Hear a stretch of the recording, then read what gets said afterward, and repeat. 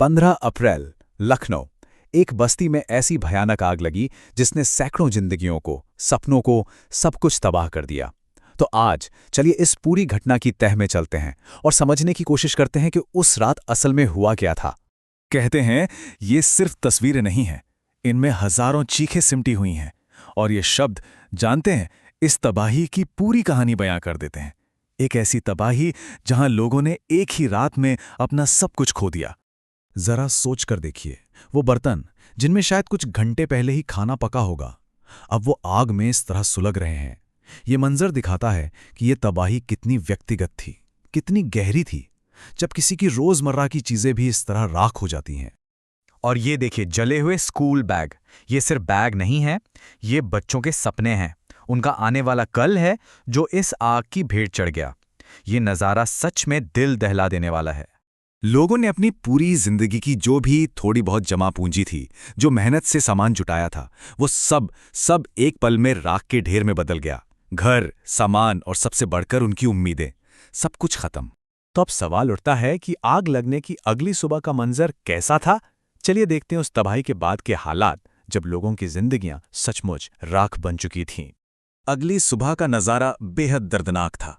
चारों तरफ घना काला धुआं, पेड़ पौधे सब सूखे और बेजान लग रहे थे। हर तरफ बस राख ही राख बिखरी थी और उसी राख के बीच लोग अपनी बची खुची चीजों को ढूंढने की एक नाकाम कोशिश कर रहे थे। ये आग आखिर फैली कैसे, कितने धमाके हुए और इसने इतनी बड़ी तबाही कैसे मचाई? चलिए इस पूरे हादसे का जो घटनाक्रम है उसे एक बार समझते हैं।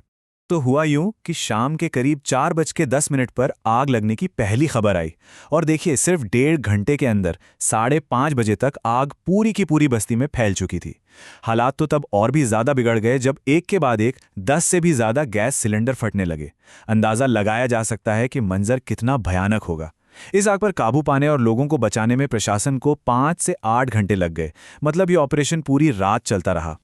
और इस पूरे हादसे का सबसे दुखद पहलू ये है कि इसमें 2 मासूम बच्चों की जान चली गई।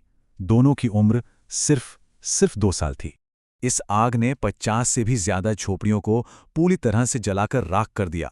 मतलब कई परिवार एक ही झटके में बेघर हो गए। और ये कोई अस्थायी ठिकाना नहीं था। कुछ लोग तो यहाँ पिछले 22 सालों से रह रहे थे।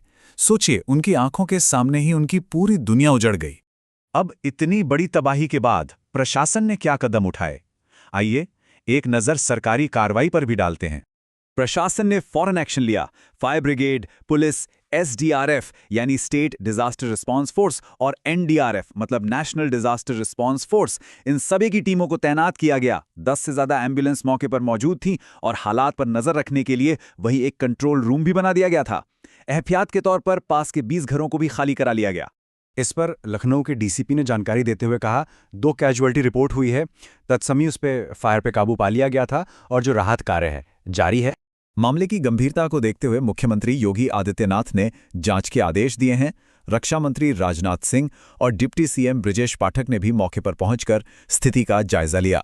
अच्छा, इतनी कार्रवाई के बावजूद भी कुछ बड़े सवाल अभी बाकी हैं। वो सवाल जो इस तबाही के पीछे की असली वजह तलाश रहे हैं। अब सबसे बड़ा सवाल कि ये आग लगी कैसे, इसको लेकर 2 अलग-अलग बातें सामने आ रही हैं। वहां रहने वाले लोगों का कहना है कि पास में ही एक शराब की दुकान या ट्रांसपोर्ट एरिया था, वहां कोई ब्लास्ट हुआ और फिर आग भड़क गई। लेकिन वहीं दूसरी तरफ अधिकारियों का कहना है कि अभी कुछ भी कहना जल्दबाजी होगी, असली वजह तो जांच के बाद ही सामने आएगी। इन सब सवालों और सरकारी दावों के बीच एक महिला अपने जले हुए घर के मलबे में से कुछ तलाश रही है, बस इस उम्मीद में कि अगर कुछ भी बचा हो तो वो संजो सके। ये एक लाइन ही उस बेबसी को बयां कर देती है जिससे वहां के लोग गुजर रहे हैं।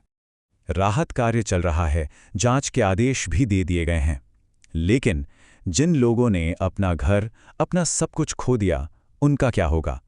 इस तबाही के बाद इन लोगों का भविष्य क्या है?